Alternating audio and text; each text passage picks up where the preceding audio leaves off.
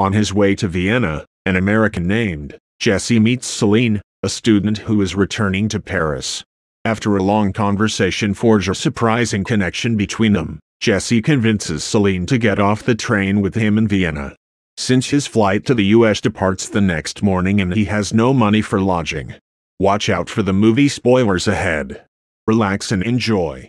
Today, we will talk about a 1995 romantic drama film called Before Sunrise.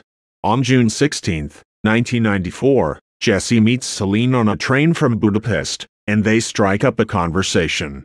Jesse is going to Vienna to catch a flight back to the United States, whereas Celine is returning to university in Paris after visiting grandmother. When they were in Vienna, Jesse asks Celine to disembark with him, saying that 10 or 20 years down the road, she might not be happy with her significant other and might wonder how her life would have been different if she had picked someone else.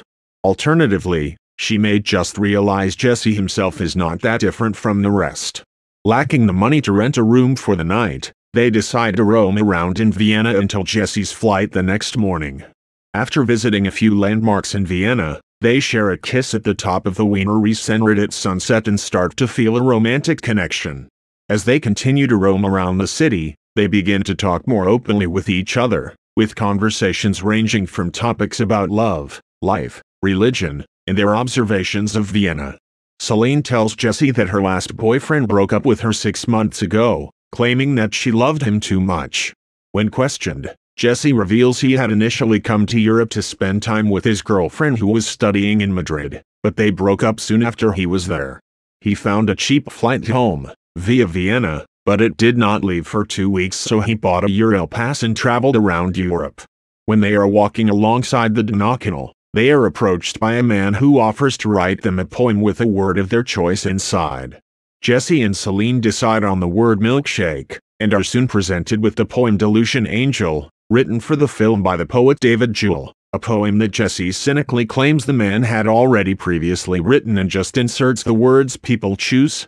In a Viennese cafe, Jesse and Celine stage fake phone conversations with each other, playing each other's friends they pretend to call.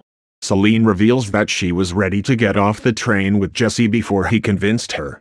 Jesse reveals that after he broke up with his girlfriend, he bought a flight that really was not much cheaper, and all he really wanted was an escape from his life. They admit their attraction to each other and how the night has made them feel, though they understand that they probably will not see each other again. They decide to make the best of what time they have left, ending the night by making love.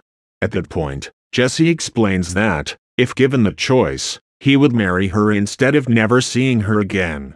The film ends the next day at the train station, where, just as Celine's train is about to leave, and the movie ends with the couple deciding not to exchange any contact information but instead meet at the same place in 6 months.